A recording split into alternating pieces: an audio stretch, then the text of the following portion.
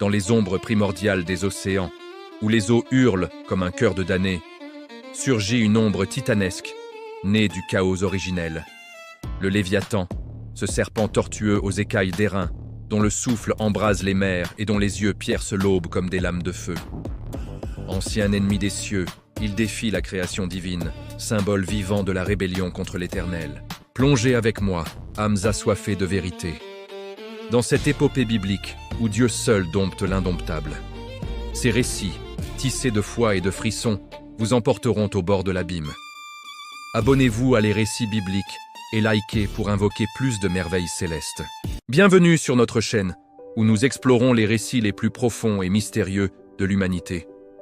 Aujourd'hui, nous plongeons au cœur d'une histoire de foi, de souffrance et de révélation. Le livre de Job et sa confrontation avec le Léviathan. Accrochez-vous, car ce voyage nous mènera aux confins de la compréhension humaine. L'histoire commence dans le pays d'Uz, une terre lointaine, où vivait un homme nommé Job. La Bible le décrit comme un homme intègre et droit, craignant Dieu et se détournant du mal. Il n'était pas seulement pieux, il était aussi immensément riche. Imaginez, 7000 brebis, 3000 chameaux, 500 paires de bœufs, 500 ânesses et un très grand nombre de serviteurs. Il était tout simplement le plus grand de tous les fils de l'Orient. Job avait aussi une famille magnifique, 7 fils et 3 filles qui se réunissaient régulièrement pour célébrer la vie dans la joie et l'harmonie. Job, en père attentionné, offrait des sacrifices pour chacun d'eux, priant pour leur pureté. Sa vie semblait parfaite, une véritable bénédiction divine incarnée. C'était un tableau idyllique, un exemple de prospérité et de piété. Mais dans les sphères célestes, une conversation allait tout changer. Un jour, les fils de Dieu, les anges, se présentèrent devant l'Éternel. Parmi eux se trouvait Satan, l'adversaire. Dieu, fier de son serviteur, demanda à Satan : « As-tu remarqué mon serviteur Job ? Il n'y a personne comme lui sur la terre. » La réponse de Satan fut pleine de cynisme. Il suggéra que Job n'était fidèle que parce que Dieu l'avait protégé et béni. « Mais étends ta main, touche à tout ce qui lui appartient et je suis sûr qu'il te maudira en face, lança-t-il. C'est un défi terrible. L'Éternel, confiant en la foi de Job, autorisa Satan à le mettre à l'épreuve, à une seule condition : ne pas porter la main sur Job lui-même. Le décor était planté pour une tragédie d'une ampleur inimaginable. La calamité s'abattit sur Job avec une rapidité et une brutalité effroyables. Un jour, alors que ses enfants festoyaient, un messager arriva, essoufflé et paniqué. Les Sabéens avaient attaqué, volé les bœufs et les ânesses et tué les serviteurs. Avant même qu'il ait fini de parler, un autre messager surgit. Le feu de Dieu était tombé du ciel, consumant les brebis et les bergers. Puis un troisième arriva. Les Chaldéens avaient dérobé les chameaux et massacré d'autres serviteurs. Enfin, le coup de grâce, le plus terrible de tous. En quelques instants, Job avait tout perdu. Sa richesse, ses serviteurs, et plus cruel encore, tous ses enfants. Face à cette dévastation totale, comment réagit Job ?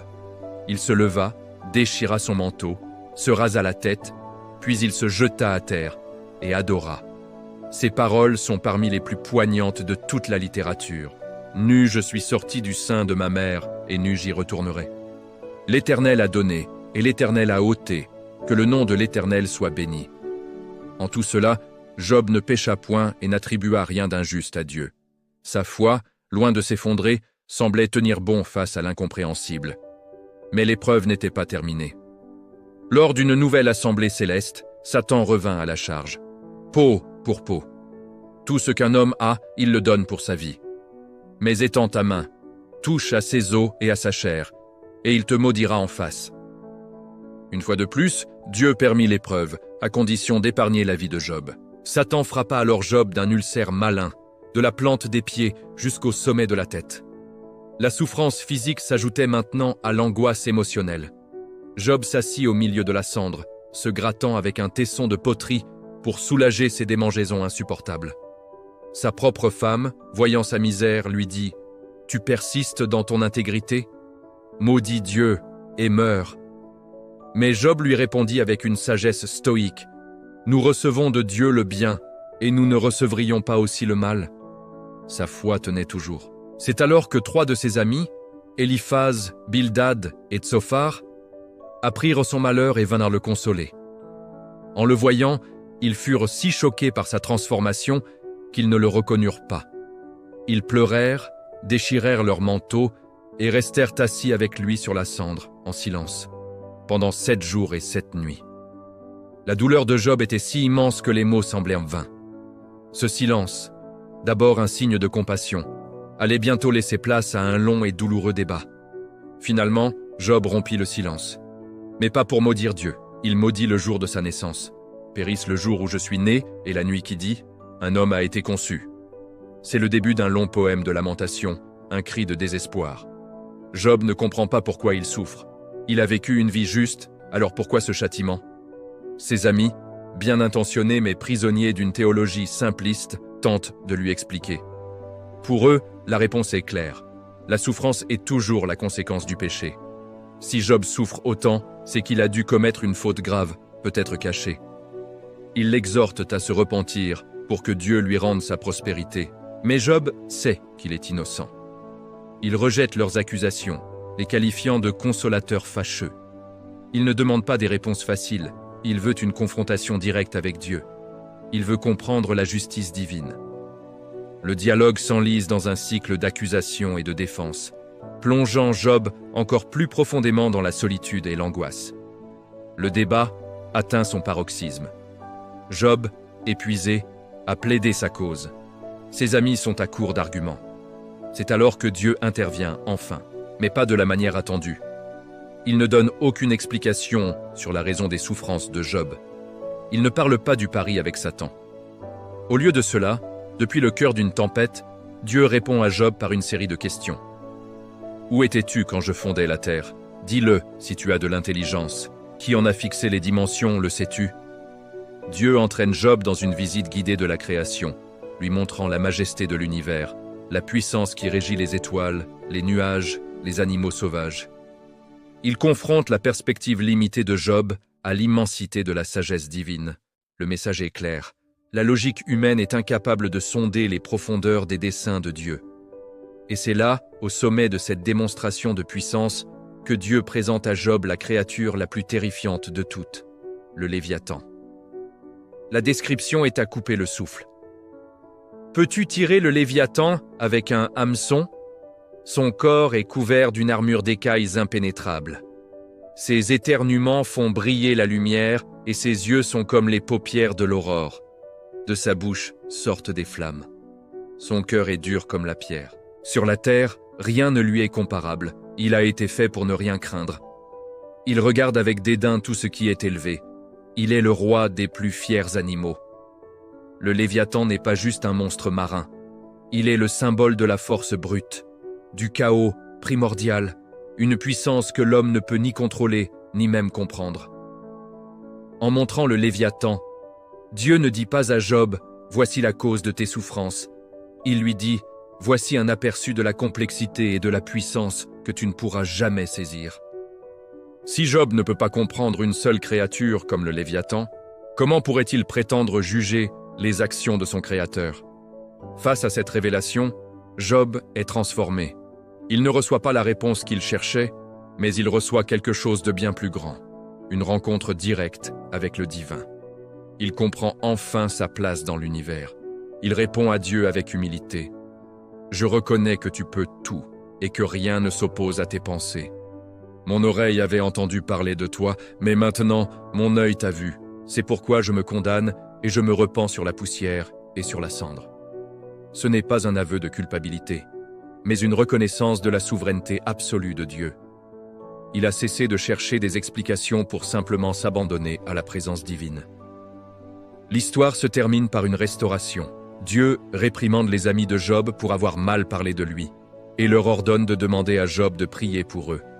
Puis, l'Éternel rétablit Job dans son premier état et lui accorda le double de tout ce qu'il avait possédé. Il eut de nouveau 7 fils et 3 filles, réputés pour leur beauté. Il vécut encore 140 ans, voyant ses descendants jusqu'à la 4e génération. Mais cette fin heureuse n'est pas le point central.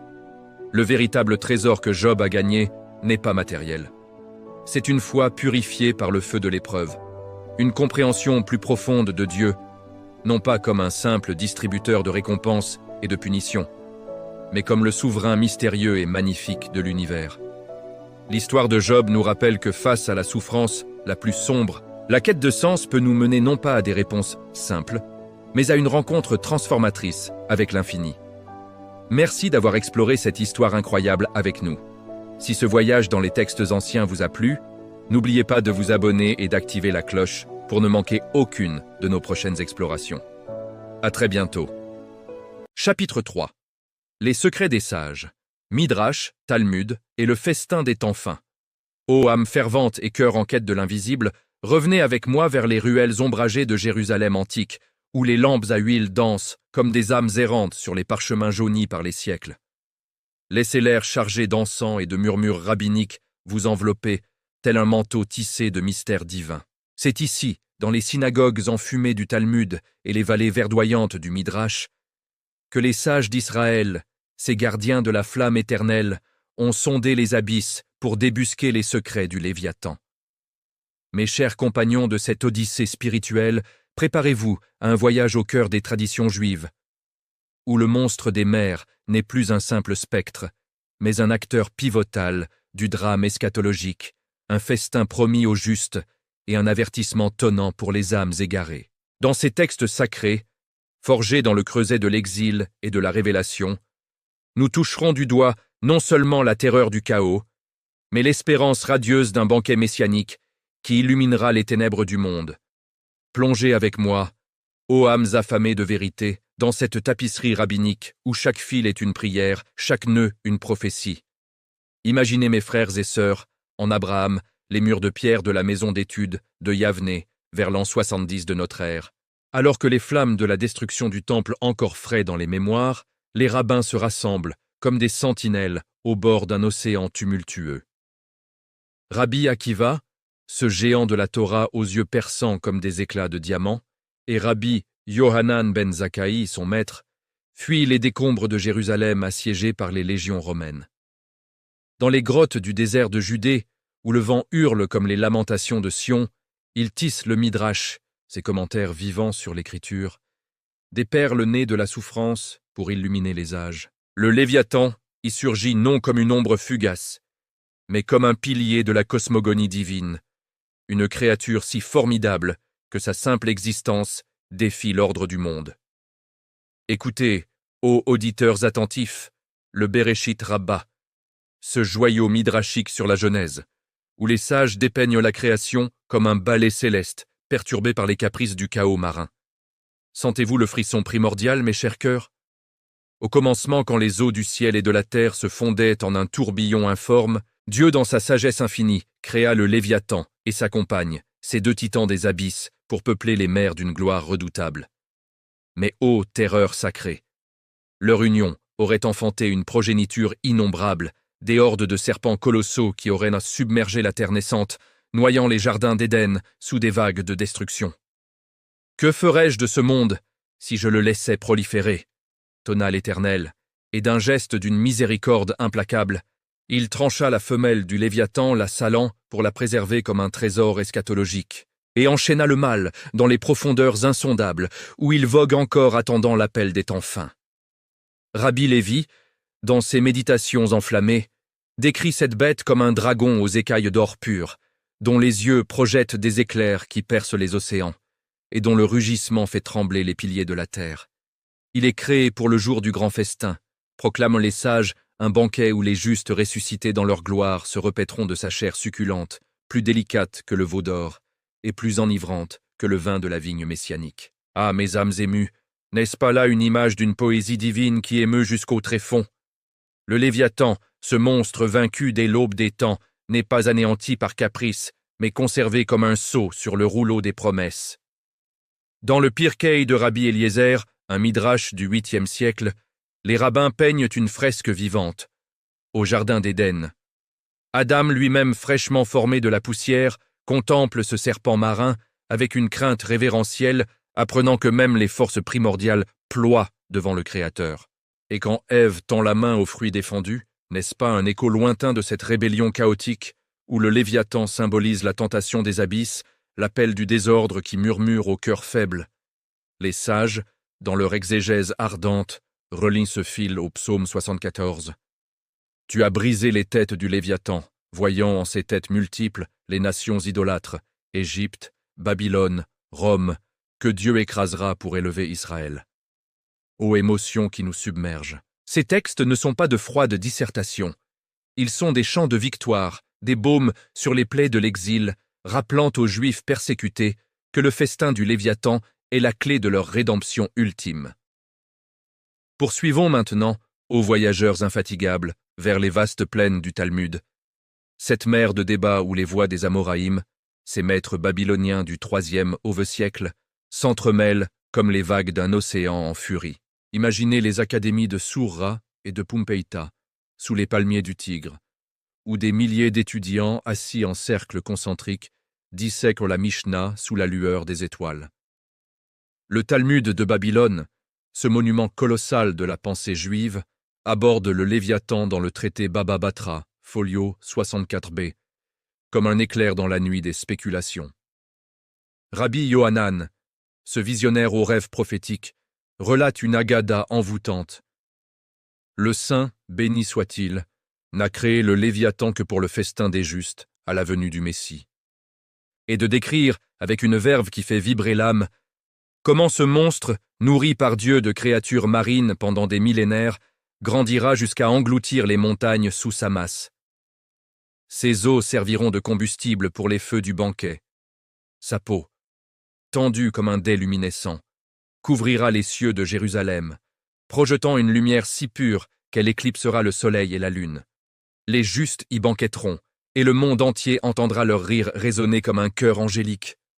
Oh, quelle exaltation, mes frères et sœurs! Dans le traité Bava Metzia, les sages débattent même de la nature de cette bête. Est-elle cacheur, ou son souffle enflammé la rend-il impure? Mais au-delà des querelles halakhiques, c'est l'Agada qui captive, cette narration poétique qui élève l'esprit. Le Léviathan devient un miroir de l'âme humaine, indomptable dans sa jeunesse, soumis par la grâce divine dans sa maturité. Rabbi Shimon bar Yohaï, caché dans la grotte de Pékien fuyant l'Empire romain, médite sur Job 41 et y voit une allégorie de l'exil. Comme le Léviathan fouette les mers de sa queue, ainsi les nations oppriment Israël, mais un jour, le glaive messianique tranchera les chaînes.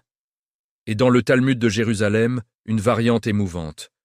Au temps de la résurrection, les justes chevaucheront les vagues sur le dos du Léviathan apprivoisé, traversant les mers vers la terre promise, un pèlerinage triomphal où les larmes de joie noieront les souvenirs de souffrance. Sentez-vous, ô cœur sensible, cette tendresse infinie de la tradition.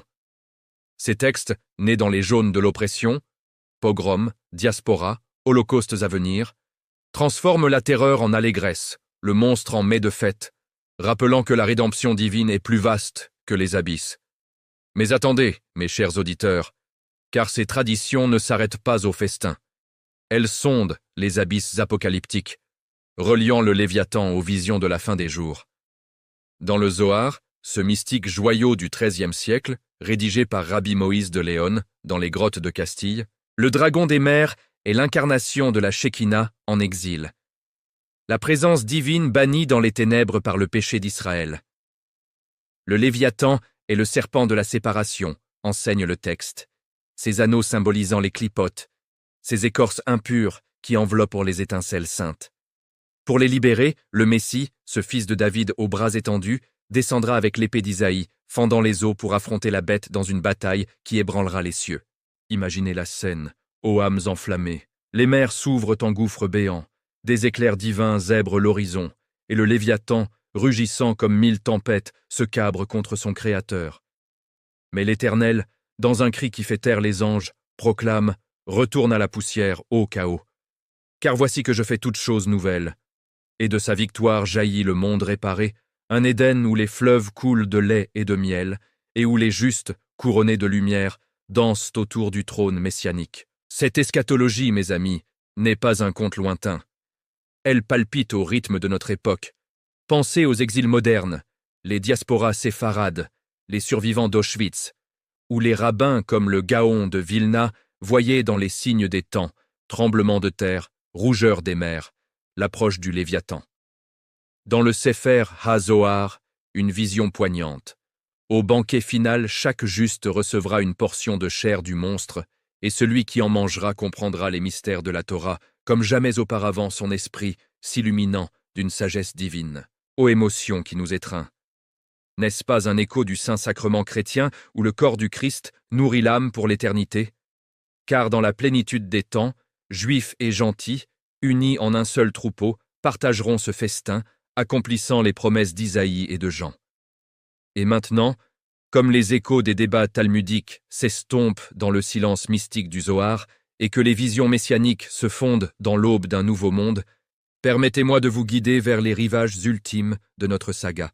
Le Léviathan attend encore, réincarné dans les apocalypses chrétiennes et les échos païens, prêt à livrer ses derniers secrets. Abonnez-vous à les récits bibliques pour ne pas manquer le chapitre 4, où nous plongerons dans l'apocalypse de Jean et les parallèles mythologiques, révélant le dragon final dans sa gloire terrifiante. Liquez si ces mystères rabbiniques ont enflammé votre soif de rédemption, et partagez avec ceux qui errent dans les ombres de l'exil spirituel. Que la lumière du festin messianique illumine vos nuits jusqu'à notre prochaine révélation. À bientôt dans les abysses de l'espérance. Ô âmes enflammées par les mystères des cieux, revenez avec moi vers l'île aride de Patmos, ce rocher battu par les vents furieux de l'Égée, où les vagues se brisent comme des clameurs de jugement contre les falaises noircies. Laissez le sel marin piquer vos lèvres, et l'air chargé d'iode et de visions divines vous submerger, tel un raz-de-marée spirituel. C'est ici, en l'an 95 de notre ère, que l'apôtre Jean, ce disciple bien-aimé du Christ, exilé par l'Empire romain pour sa foi indomptable, reçoit les sceaux brisés d'une révélation qui ébranle les fondations du temps. Mes chers compagnons de cette épopée céleste, préparez vos cœurs à trembler devant le trône de l'agneau, car dans l'Apocalypse, le Léviathan ressurgit non plus comme un vestige du passé, mais comme le dragon final, la bête des abysses, aux 7 têtes couronnées de blasphème. Entrelacé aux mythes païens qui hantent les mers antiques, ce monstre symbolise la grande rébellion, le chaos ultime que seul le Verbe incarné peut foudroyer.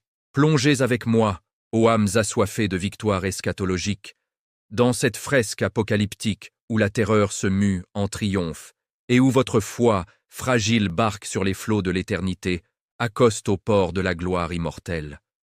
Imaginez, mes frères et sœurs en Christ, le soleil couchant sur Patmos comme un sang coagulé sur l'horizon, et Jean, ce vieillard aux cheveux d'argent comme la laine, agenouillé sur la roche froide, priant dans l'esprit.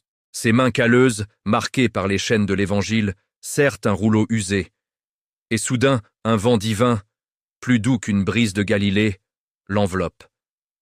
Je fus ravi en esprit au jour du Seigneur, confie-t-il dans Apocalypse 1:10, et voici que les cieux s'ouvrent comme une plaie béante, déversant une lumière qui aveugle les étoiles. Devant lui, 7 chandeliers d'or, symbole des églises d'Asie, et au milieu, le Fils de l'homme, les yeux comme une flamme de feu, la voix comme le mugissement des eaux tumultueuses. Ne crains point, je suis le premier et le dernier, le vivant. J'ai été mort, et voici, je suis vivant au siècle des siècles. Oh, quelle émotion nous étreint, ô auditeur bien-aimé. Jean, le télescope de la révélation, tombe comme mort, mais une main royale le relève, et de là jaillit le torrent des visions, des sceaux qui percent les voiles du temps, des trompettes qui sonnent l'alarme des jugements, et des coupes de la fureur divine versées sur les nations. Mais attendez, ô cœur palpitant, car au cœur de cette symphonie cosmique, les abysses s'agitent, et le Léviathan, ce serpent ancestral des Écritures, émerge dans sa forme la plus terrifiante, la bête qui monte de la mer. Écoutez, Apocalypse 13, 1-2, comme un glas tonnant dans les catacombes de l'âme. Je vis du milieu de la mer une bête montée ayant 10 cornes et 7 têtes, et sur ses cornes 10 diadèmes, et sur ses têtes des noms de blasphème. Imaginez la scène, mes amis. Les flots de la Méditerranée, noirs comme l'encre de la nuit, s'écartent en un gouffre hurlant, et de ses entrailles liquides surgit ce monstre hybride, un Léviathan réincarné en parodie satanique. Son corps, un chaos de léopard tacheté de fureur, ses pieds comme ceux d'un ours qui piétine les seins, sa gueule de lion béante crachant des blasphèmes contre le Très-Haut.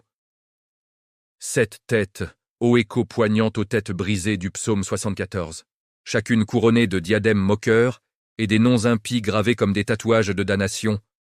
Le blasphème contre le Père, contre le Fils, contre l'Esprit. Le dragon lui-même, ce grand dragon rouge d'Apocalypse 12, jeté du ciel avec ses anges rebelles, donne à la bête son pouvoir, son trône et une autorité grande. La terre et ses habitants se prosternèrent devant la bête, et pendant 42 mois, elle rugit persécutant les témoins de l'agneau, marquant les fronts des infidèles de son sceau 666, ce mystère numérologique qui hante les sages depuis les âges. Sentez-vous le frisson apocalyptique, ô âme sensible? Ce n'est pas une fable lointaine, c'est le Léviathan déchaîné, le chaos marin qui, depuis Job et Isaïe, attendait son heure pour défier le trône de Dieu. Jean, les yeux embués de larmes prophétiques, voit les saints jetés au lion romain, les martyrs de Smyrne et d'Éphèse foulés aux pieds de cette hydre impériale.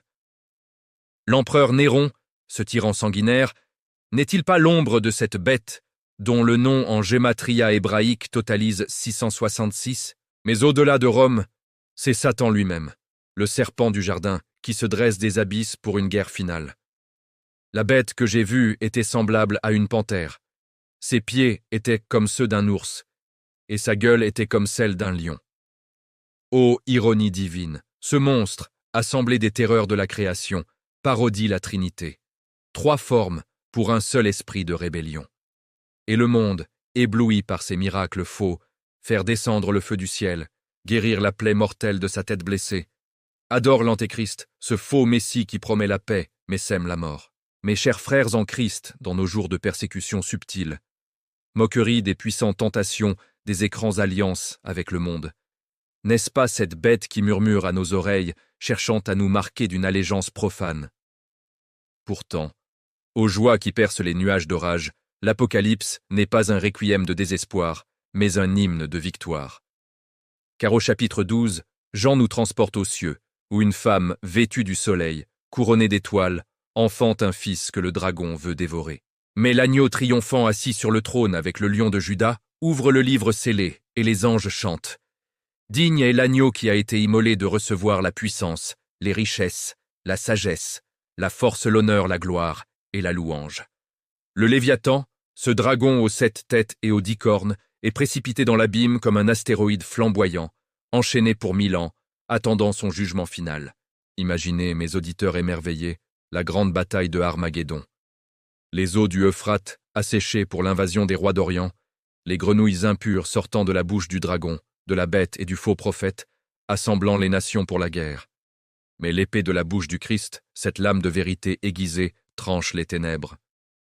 Et la bête fut prise, et avec elle, le faux prophète qui avait fait des miracles devant elle. Ils furent tous deux jetés vivants dans l'étang de feu ardent et soufré. Ô extase céleste! Le Léviathan, ce serpent tortueux d'Isaïe, est terrassé, son corps jeté dans le lac de soufre, où le ver ne meurt point et le feu ne s'éteint pas. Et maintenant, ô voyageurs de l'esprit, élargissons nos horizons vers les échos mythologiques qui résonnent comme des vagues synchroniques à travers les âges. Reliant l'Apocalypse aux légendes païennes pour révéler la profondeur universelle du combat divin. Voyageons d'abord vers les rivages enneigés de la Scandinavie, où les sagas nordiques, chantées par des skaldes aux voix de tonnerre autour de feux crépitants, dépeignent Jörmungandr, le serpent de Midgard. Ce monstre, fils du rusé Loki, encercle le monde dans ses anneaux infinis, mordant sa propre queue dans une danse éternelle de destruction. Au Ragnarök, la fin des temps, il surgit des fjords glacés, empoisonnant les cieux de son haleine venimeuse, et affronte Thor, dieu du tonnerre, dans un duel qui ébranle les 9 mondes. Thor, armé de Mjolnir, son marteau fulgurant, perce le flanc du serpent, mais succombe à son venin, leur corps s'abîmant dans les flots en un cataclysme qui noie les dieux et les hommes. N'est-ce pas un pâle reflet de notre Léviathan?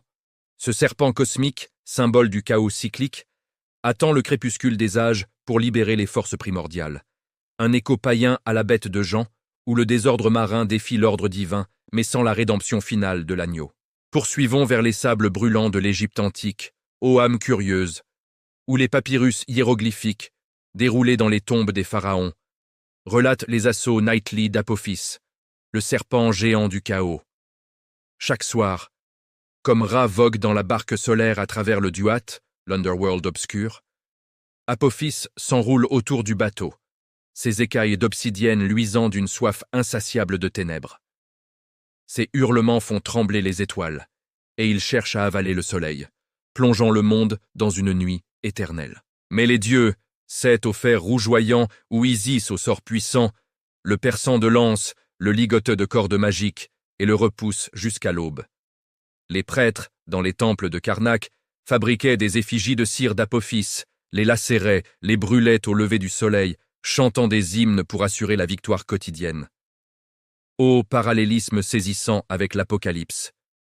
Ce serpent des abysses, récurrent comme les cycles lunaires, incarne le mal qui renaît sans cesse, mais qui est vaincu par une intervention divine. Un mythe préfigurant le dragon de Jean, jeté pour toujours, dans les temps de feu brisant le cycle pour une aube éternelle. Et que dire des tablettes cunéiformes de Mésopotamie, mes chers compagnons, enfouis sous les ruines de Babylone, cette tour de Babel des orgueils humains?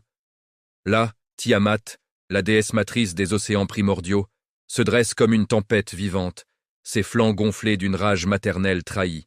Mère de dragons, de serpents à tête de lion et d'hommes scorpions, elle engendre une armée monstrueuse pour venger l'ordre imposé par ses enfants divins. Marduk, le jeune dieu des tempêtes, armé de vents hurlants et d'un filet invincible, l'affronte dans les abysses bouillonnants. Il perce son cœur d'une flèche, fendant son corps en deux, le ciel du haut, la terre du bas. De son sang naissent les fleuves, de ses eaux les montagnes, une création née de la violence cosmique. Les prêtres babyloniens, au Nouvel An, recréaient ce combat dans des rituels enflammés, brûlant des joncs salés pour symboliser la chair de Tiamat. Voyez-vous l'ombre du Léviathan, ô âme perspicace? Cette mère chaotique, féminine et furieuse vaincue pour fonder le monde préfigure la bête de la mer, en Apocalypse 13, dont la défaite pave la voie à la nouvelle Jérusalem descendue des cieux comme une mariée parée pour son époux. Même les hymnes védiques de l'Inde ancienne, murmurés le long du Gange par des rishis aux yeux clos, chantent Indra terrassant Vritra, le dragon des eaux captives. Ce serpent, ou ardeur des nuages, bloque les pluies, asséchant la terre en un désert de soif. Indra, monté sur son éléphant Airavata, buvant le soma divin pour s'enivrer de force, frappe de son vajra, foudre étincelante, libérant les fleuves en un torrent de vie. La terre revit, les récoltes bourgeonnent, un triomphe sur le chaos hydrique qui irrigue les cultures naissantes. Ces mythes, disséminés comme des graines par des vents oubliés, convergent vers l'Apocalypse. Un Chaos-Kampf universel où le serpent marin incarne l'anarchie primordiale, dompté par un héros divin. Mais seul en Jean, cette lutte culmine en rédemption. Non un cycle éternel de combat, mais une victoire linéaire, où le Christ, l'agneau et le lion écrasent définitivement la tête du serpent, accomplissant Genèse 3.15 dans un cœur d'ange et de racheté. Oh, quelle symphonie globale, mes frères et sœurs! Ces échos païens, comme des ombres projetées par la lumière de la révélation, confirment la vérité biblique. Le Léviathan n'est pas un mythe isolé, mais un archétype gravé dans l'âme humaine. Un souvenir collectif du grand combat. Dans nos mers modernes, océans pollués, tsunamis de crise, ne sentons-nous pas encore sa queue fouetter les vagues? Mais l'espérance l'emporte. Voici, je fais toutes choses nouvelles, proclame Dieu en Apocalypse 21. La mer n'est plus, les perles des portes de la cité sainte brillent sans larmes ni mort. Et maintenant, comme les visions de Patmos s'estompent dans l'éclat de la nouvelle création, et que les mythes anciens se fondent dans la gloire du Christ, permettez-moi de vous convier à l'apothéose de notre saga. Le Léviathan attend son épilogue, dans les abysses contemporains et la foi vivante, prête à livrer ses ultimes secrets. Abonnez-vous à Les Récits bibliques pour ne pas manquer le chapitre 5, où nous explorerons les échos modernes, les sciences des profondeurs et l'appel à la vigilance eschatologique, couronnant notre odyssée d'une espérance invincible. Liquez si ces visions apocalyptiques ont enflammé votre attente du retour du roi, et partagez avec ceux qui naviguent dans les tempêtes de l'endurance.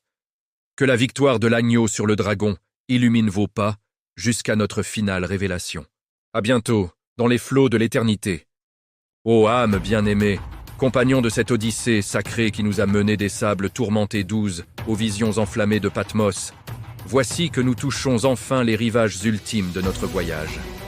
Laissez le murmure des vagues contemporaines, ces flots d'un océan globalisé où les lumières des satellites piercent les ténèbres comme des yeux divins, vous envelopper d'une brise salée et prophétique. C'est dans notre époque, ô cœur vigilant, celle des abysses sondés par des machines froides et des cœurs humains en feu, que le Léviathan, ce dragon ancestral redresse une tête invisible, murmurant ses secrets à travers les échos des légendes, les découvertes des savants et les signes des temps fins. Mes chers frères et sœurs en Christ, préparez vos esprits à une finale apothéose, où la science dialogue avec la révélation, où les ombres des profondeurs deviennent un appel à la veille eschatologique, et où votre foi, ancrée dans la croix, triomphera des vagues du doute.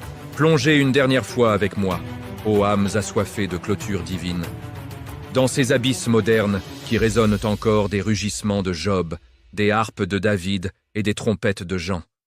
Car si le Léviathan attend dans les ténèbres, la lumière de l'agneau l'illumine déjà pour l'éternité. Imaginez, mes auditeurs fidèles, les gratte-ciel étincelants de New York au crépuscule, où les tours d'acier percent les nuages comme des lances vers les cieux, et où des écrans géants diffusent les nouvelles d'un monde interconnecté.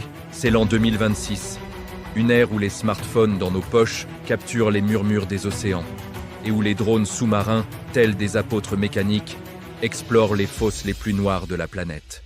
Mais au milieu de ce tumulte technologique, les échos du Léviathan persistent, non comme des fables reléguées aux bibliothèques poussiéreuses, mais comme des ombres vivantes qui hantent les consciences éveillées. Pensez aux légendes maritimes qui n'ont jamais vraiment sombré. Le kraken, des marins norvégiens, ce poulpe géant, aux tentacules comme des anneaux du serpent de Midgard, ou la bête du Loch Ness, cette silhouette fugace, filmée en 1934, par un chirurgien londonien dont la photo, bien que contestée, continue d'alimenter les feux de la spéculation.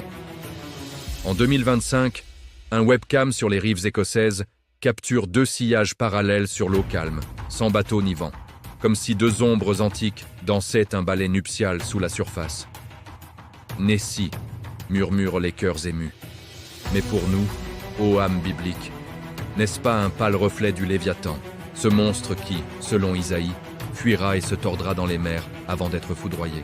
Sentez-vous l'émotion monter, mes chers compagnons, comme une marée inexorable? Ces récits modernes ne sont pas des chimères isolées. Ils tissent un fil rouge avec les textes sacrés, reliant les abysses du passé au mystère d'aujourd'hui. Prenez le bloop, ce son ultra bas enregistré en 1997 par la NOAA dans le Pacifique Sud, un grondement si puissant qu'il traversa des milliers de kilomètres sous les vagues. Les scientifiques, ces modernes scribes, l'attribuèrent d'abord à des glissements de glace ou à des séismes tectoniques, mais son profil acoustique, modulé, organique, évoque le rugissement d'une gorge plus vaste qu'un cachalot bleu. Plus grand que tout ce que nous connaissons, à voir les rapports officiels, toujours inexpliqués à ce jour. Et près de là, des cavernes sous-marines immenses cartographiées par des sonars, comme des cathédrales englouties, rappellent les profondeurs où le Léviathan sommeille, selon Job. Il fait bouillonner l'abîme comme une chaudière, il agite la mer comme une potion d'herbe, au frisson prophétique. En 2011, dans la mer Baltique, des plongeurs découvrent un disque circulaire de 60 mètres, aux bords striés et à la surface noircie, traînant une piste comme si une masse colossale avait émergé de l'oubli. UFO pour les uns, formation géologique pour les autres, mais pour les veilleurs de l'écriture, un signe que les fondations des mers tremblent, libérant peut-être les chaînes du dragon. Ah, mes frères et sœurs, que cette science des profondeurs, si arrogante en ses certitudes, nous humilie comme elle humilia Job. La fosse des Mariannes, ce gouffre de 11 km où la pression écrase l'acier comme du parchemin, abrite des vies bioluminescentes. Poissons translucides, aux dents comme des crocs, calmars vampires aux yeux de phare, et des formes encore innommées qui définent nos taxonomies. Plus de 90% des océans restent inexplorés, avouent les océanographes. Nous connaissons mieux la surface de Mars que le plancher de nos mers. Et si, dans ces ténèbres absolues, persistait un écho du Léviathan? Des fossiles exhumés en 2023 sur les côtes anglaises, un crâne de pliosaure de 2 mètres, aux dents conçues pour broyer des baleines, nous rappelle les monstres réels qui régnaient jadis. Liopleurodon aux mâchoires explosives, Mosasaurus aux queues fouettantes, Livyatan, Melvillei aux canines plus longues qu'une main humaine. Ces géants, coexistant potentiels avec les premiers humains de l'âge de glace, ont-ils imprimé dans nos mémoires collectives ces serpents tortueux des mythes? Un cadavre échoué après une tempête, une ombre aperçue au large, et voilà que naît la légende, transmise oralement comme un feu de camp contre l'oubli, jusqu'aux tablettes d'Ugarit et aux rouleaux de Qumran. Mais ô âmes attentives, ces échos scientifiques ne sont que le prélude à un appel plus grave. La veille eschatologique, cette urgence spirituelle qui palpite dans les veines de notre temps. Revoyons Isaïe 27. En ce jour-là, l'Éternel frappera de son épée, le Léviathan, le serpent tortueux, et l'Apocalypse 13, où la bête monte de la mer, 7 têtes et 10 cornes, pour une saison de tromperie globale. N'y voyez-vous pas, mes chers cœurs, les signes de notre éra? Le triangle des Bermudes, ce vortex maudit entre Miami et les Açores, où navires et avions s'évaporent sans trace. Plus de 50 disparitions inexpliquées depuis 1945 cachent sous ces eaux des failles abyssales, des cavernes assez vastes pour avaler des flottes entières. Les sceptiques invoquent les vagues scélérates ou les anomalies magnétiques. Mais les prophètes en nous discernent un présage. Des eaux qui rougissent, comme du sang des algues toxiques, transformant les mers en plaies écarlates, écho aux coupes de la fureur divine. L'Euphrate, ce fleuve biblique aux berges de visions apocalyptiques, s'assèche à vue d'œil, révélant des grottes béantes et des murmures souterrains, des voix rapportées par des nomades, bien que non vérifiées, comme des gémissements du dragon enchaîné. Sentez l'urgence nous saisir. Ô âmes en éveil, comme un vent de la Pentecôte balayant les chambres du cœur. En 2024, des images satellites sur Google Earth, zoomant entre l'Argentine et l'Antarctique, dévoilent une forme reptilienne. Yeux luminescents, corps sinueux s'étirant dans les glaces, dans une zone de courant mortel et de disparitions inexpliquées. Coïncidence pour les rationalistes, mais pour les veilleurs, un clin d'œil du Léviathan, ce fuyant serpent qui teste notre vigilance. Et les migrations folles des cétacés, des bancs de baleines échouées en meute sur les plages d'Australie, des poissons des abysses remontant en hordes sur les côtes californiennes, comme si les flots eux-mêmes, agités par une queue invisible, signalaient l'agitation des profondeurs. La Lune, cette sentinelle des marées, n'est-elle pas l'agent céleste qui, par ses cycles gravitationnels, pourrait un jour remuer les sédiments enfouis, libérant les ombres primordiales? Théorie spéculative, diront les savants. Mais l'Écriture nous exhorte. Veillez et priez, car vous ne savez ni le jour ni l'heure. Matthieu 25, 13. Ô émotion divine qui nous étreint. Dans ce monde de faux miracles, IA, mimant la vie empire numérique marquant les âmes, comme la bête son sceau, le Léviathan moderne est le doute lui-même, le chaos intérieur qui nous noie, si nous ne nous ancrons pas en Christ. Pourtant, mes frères et sœurs, cette veille n'est pas une nuit de terreur, mais une aube de triomphe. Car le Léviathan, mythe ou mémoire, symbole ou réalité tapis, pointe invariablement vers le grand vainqueur.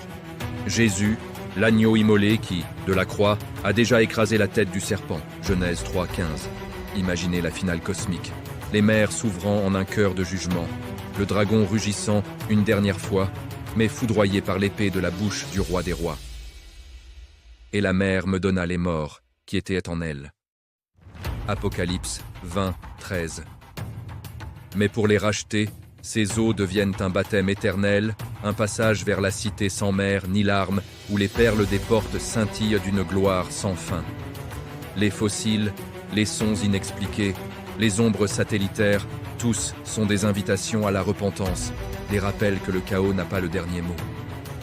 Comme Job, humilions-nous devant la création. Comme David, chantons les victoires passées. Comme Isaïe, attendons l'épée du jugement.